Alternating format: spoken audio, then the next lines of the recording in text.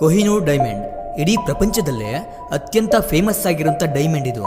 ಈ ಕೊಹಿನೂರ್ ವಜ್ರವನ್ನ ತನ್ನದಾಗಿಸ್ಕೊಳ್ಬೇಕು ಅಂತ ನಡೆದಂತ ಯುದ್ಧಗಳು, ಹಿಂಸಾಚಾರ, ದರೋಡೆಗಳು ಅದೆಷ್ಟೋ ಇದೆ.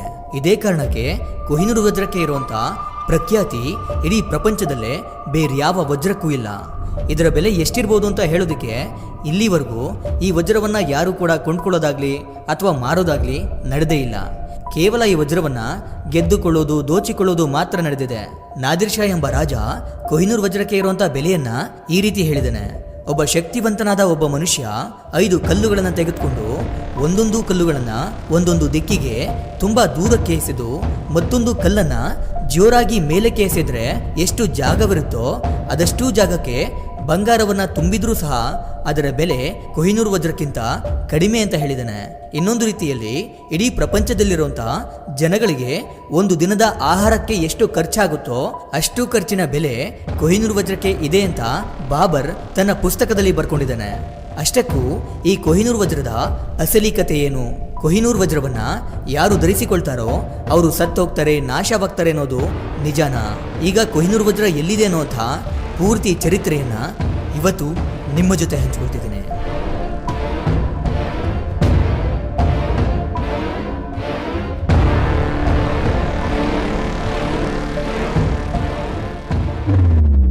ಕ್ರಿಸ್ತಶಕ 11ನೇ ಶತಮಾನದಲ್ಲಿ ಕಾಕತೀಯ ವಂಶದ ರಾಜ ಪ್ರತಾಪರುದ್ರನ ಹತ್ರ ಕೊಹಿನೂರ್ ಡೈಮಂಡ್ ಇತ್ತು. ಈ ಕೊಹಿನೂರ್ ವಜ್ರವನ್ನ ಯಾರು ಹೊಂದಿರ್ತಾರೋ ಅವರನ್ನ ಶ್ರೇಷ್ಠರು ಅಂತ ಭಾವಿಸಲಾಗ್ತಿತ್ತು. ಅಲ್ಲದೆ ಈ ವಜ್ರಕ್ಕೆ ಸರಿಸಾಟಿಯಾದಂಥ ವಜ್ರ ಮತ್ತೊಂದಿರಲಿಲ್ಲ. ಈ ಕೊಹಿನೂರ್ ವಜ್ರದ ಮಹತ್ವನ ಕೇಳಿದಂಥ ದೆಹಲಿ ಸುಲ್ತಾನ ಅಲ್ಲಾವುದ್ದೀನ್ ಖಿಲ್ಜಿ ಕಾಕತೀಯ ಮೇಲೆ ದಾಳಿ ಮಾಡ್ತಾನೆ. ಕಾಕತೀಯ ರಾಜ ಪ್ರತಾಪರುದ್ರ ಎಷ್ಟೇ ಪ್ರಬಲನಾಗಿ ಯುದ್ಧವನ್ನ ಮಾಡಿದ್ರು ದೆಹಲಿ ಸುಲ್ತಾನರ ವಿರುದ್ಧ ಸೋತು ಹೋಗ್ತಾನೆ. ನಂತರ ಅಲ್ಲಾವುದ್ದೀನ್ ಖಿಲ್ಜಿ ಕೊಹಿನೂರ್ ವಜ್ರವನ್ನ ತೆಗೆದುಕೊಂಡು ದೆಹಲಿಗೆ ಹೊರಟೋಗ್ತಾನೆ. ದೆಹಲಿಯ ಸುಲ್ತಾನರ ಬಳಿ ಇರೋ ಈ ಕೊಹಿನೂರ್ ವಜ್ರದ ಬಗ್ಗೆ ತಿಳ್ಕೊಂಡಂತ ಬಾಬರ್ ಕ್ರಿಸ್ತಶಕ 1526ರಲ್ಲಿ ದೆಹಲಿಯ ಮೇಲೆ ಆಕ್ರಮಣವನ್ನ ಮಾಡ್ತಾನೆ. ಆಗ ದೆಹಲಿಯನ್ನ ಸುಲ್ತಾನ್ ಇಬ್ರಾಹಿಂ ಲೂದಿ ಆಳ್ತಾ ಇರ್ತಾನೆ.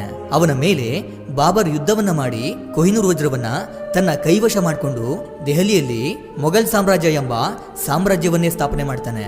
ಆಗ ಬಾಬರ್ ತನ್ನ ಆತ್ಮಚರಿತ್ರೆಯಲ್ಲಿ ಈ ವಜ್ರದ ಬಗ್ಗೆ ಬರ್ಕೊಂಡಿದ್ದ. ಆದ್ರೆ ಆ ವಜ್ರವನ್ನ ಬಾಬರ್ ಪರಿಚಯಿಸಿದ್ರಿಂದ ಎಲ್ರೂ ಅದನ್ನ ಬಾಬರ್ ವಜ್ರ ಅಂತ ಕರೀತಿದ್ರು. ಅನಂತರ ಆ ವಜ್ರ ಬಾಬರ್ನಿಂದ ಶಹಜಹಾನ್ನ ಕೈ ಸೇರಿತು. ಆಗ ಶಹಜಹಾನ್ ಮುತ್ತು ರತ್ನಗಳಿಂದಲೇ ಕೂಡಿದ ಮಯೂರ ಸಿಂಹಾಸನವನ್ನ ನಿರ್ಮಿಸಿಕೊಂಡಿದ್ದ. ಆ ಮಯೂರ ಸಿಂಹಾಸನದಲ್ಲಿ ಕೊಹಿನೂರ್ ವಜ್ರವನ್ನ ಅಡಗಿಸಿಟ್ಟಿದ್ದ. ಇನ್ನೊಂದು ವಿಷಯ ಏನಂದ್ರೆ ಪೂರ್ತಿಯಾಗಿ ಚಿನ್ನ, ಮುತ್ತು, ರತ್ನಗಳಿಂದಲೇ ಸತತ 7 ವರ್ಷಗಳವರೆಗೆ ಮಾಡಲ್ಪಟ್ಟಿದ್ದ ಆ ನವಿಲು ಸಿಂಹಾಸನದ ಬೆಲೆ 4 ತಾಜ್ ಮಹಲ್ಗಳಿಗೆ ಸಮವಾಗಿತ್ತು.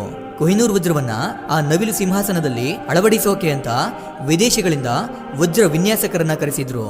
ಆದ್ರೆ ಆ ವಿನ್ಯಾಸಕ ತನ್ನ ಬೇಜವಾಬ್ದಾರಿಯಿಂದ ಕೊಹಿನೂರ್ ವಜ್ರವನ್ನ ಹೇಗ್ ಬೇಕೋ ಹಾಗೆ ಕತ್ತರಿಸಿ 793 ಕ್ಯಾರೆಟ್ ಇದ್ದಂತ ವಜ್ರವನ್ನ ಕೇವಲ 186 ಕ್ಯಾರೆಟ್ಗೆ ಕಡಿಮೆಗೊಳಿಸಿದ್ದ. ಇದರಿಂದ ಕೆಂಡಾಮಂಡಲವಾದಂತ ಶಹಜಹಾನ್ ವಜ್ರ ವಿನ್ಯಾಸಕನಿಗೆ ಕಠಿಣ ಶಿಕ್ಷೆಗಳನ್ನ ಕೊಟ್ಟು ಅವನ ಎಲ್ಲಾ ಸಂಪತ್ತನ್ನ ಕಿತ್ತುಕೊಂಡಿದ್ದ. ಹೀಗೆ ಸುಮಾರು 2 ಶತಮಾನಗಳ ಕಾಲ ಕೊಹಿನೂರ್ ವಜ್ರ ಮೊಘಲ್ ರಾಜರುಗಳ ಹತ್ತಿರವೇ ಇತ್ತು.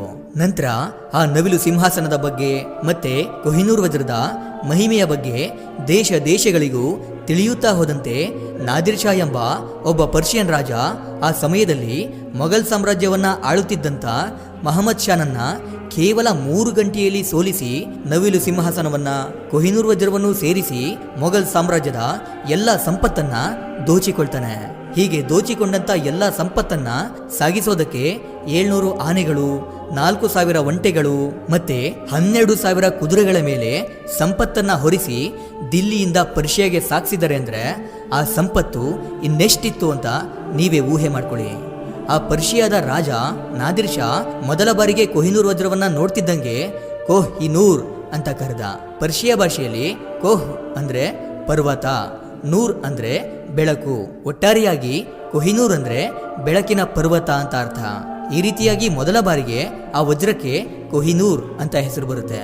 ಆದ್ರೆ ಕೆಲ ದಿನಗಳ ನಂತರ ಪರ್ಷಿಯಾದ ರಾಜ ನಾದಿರ್ ಶಾ ನಿಗೂಢವಾಗಿ ಕೊಲ್ಲಲ್ಪಟ್ಟಿರ್ತಾನೆ. ನಂತರ ನಾನೇ ರಾಜನಾಗಬೇಕು ಎಂಬ ಆಸೆಯನ್ನ ಹೊಂದಿದ್ದ ನಾದಿರ್ ಶಾನ ಸೇನಾಧಿಪತಿಯಾದಂಥ ಅಹಮದ್ ಶಾ ರಾಜನಾಗೋಕೆ ಕೆಲವು ಅಡೆತಡೆಗಳಿದ್ದ ಕಾರಣ ಕೊಹಿನೂರ್ ವಜ್ರವನ್ನ ಕಳ್ಳತನ ಮಾಡಿಕೊಂಡು ಲಾಹೋರ್ಗೆ ಬರ್ತಾನೆ. ಲಾಹೋರ್ನಲ್ಲಿ ಅವನು ರಣಜಿತ್ ಸಿಂಗ್ನ ಭೇಟಿ ಮಾಡಿ ಆಫ್ಘಾನ್ನ ರಾಜನಾಗಬೇಕು ಎಂಬ ಆಸೆ ಹೊಂದಿದ್ರಿಂದ ರಣಜಿತ್ ಸಿಂಗ್ ಬಳಿ ನೀನು ನನಗೆ ಆಫ್ಘಾನ್ನ ಗೆಲ್ಲೋಕೆ ಸಹಾಯ ಮಾಡಿದ್ರೆ ನನ್ನ ಹತ್ತಿರ ಇರೋ ಕೊಹಿನೂರ್ ವಜ್ರವನ್ನ ನಿನಗೆ ಕೊಡ್ತೀನಿ ಅಂತ ಹೇಳ್ತಾನೆ. ಅವನ ಮಾತಿಗೆ ಒಪ್ಪಿ ರಣಜಿತ್ ಸಿಂಗ್ ಆಫ್ಘಾನ್ನ ಗೆಲ್ಲೋಕೆ ಸಹಾಯ ಮಾಡ್ತಾನೆ. ಆಗ ಅಹಮದ್ ಶಾ ಕೊಟ್ಟ ಮಾತಿನಂತೆ ಕೊಹಿನೂರ್ ವಜ್ರವನ್ನ ರಣಜಿತ್ ಸಿಂಗ್ಗೆ ಕೊಡ್ತಾನೆ. ಅನಂತರ ಸುಮಾರು 20 ವರ್ಷಗಳ ಕಾಲ ಕೊಹಿನೂರ್ ವಜ್ರ ರಣಜಿತ್ ಸಿಂಗ್ನ ಹತ್ತಿರವೇ ಇರುತ್ತೆ.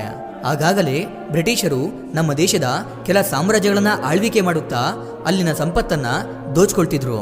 ಆಗ ಈ ಕೊಹಿನೂರ್ ವಜ್ರದ ಮಹತ್ವವನ್ನ ತಿಳ್ಕೊಂಡಂತ ಬ್ರಿಟಿಷರು ರಣಜಿತ್ ಸಿಂಗ್ನ ಮೇಲೆ ಯುದ್ಧವನ್ನ ಮಾಡಿ ಕೊಹಿನೂರ್ ವಜ್ರವನ್ನ ವಶಪಡಿಸಿಕೊಂಡು ಅದನ್ನ ಈಸ್ಟ್ ಇಂಡಿಯಾ ಕಂಪನಿಗೆ ಒಪ್ಪಿಸ್ತಾರೆ.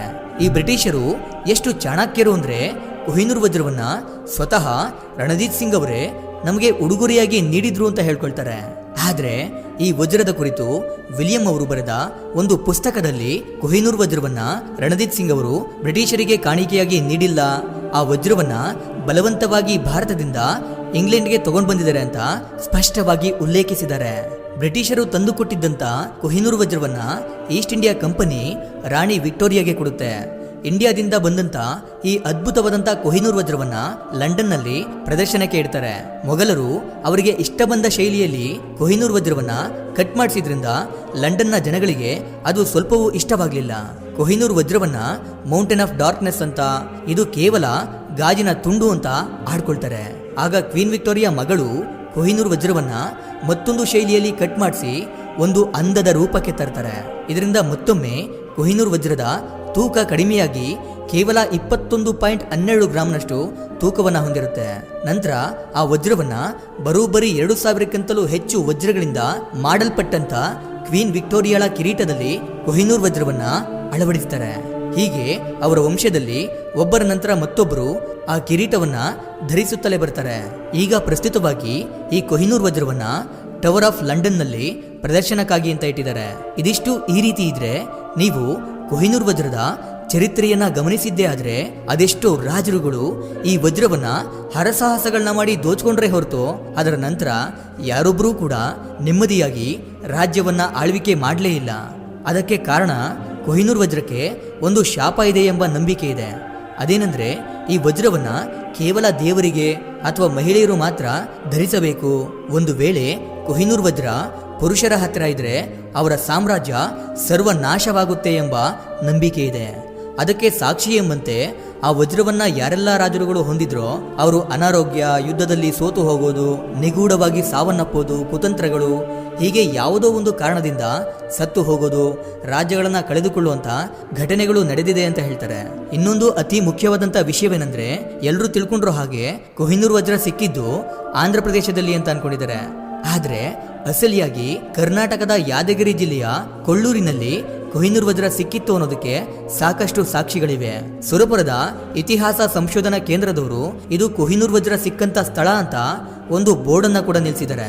ಈ ತರ ಹೇಳ್ತಾ ಹೋದ್ರೆ ಸಾಕಷ್ಟು ಸಾಕ್ಷಿಗಳಿವೆ.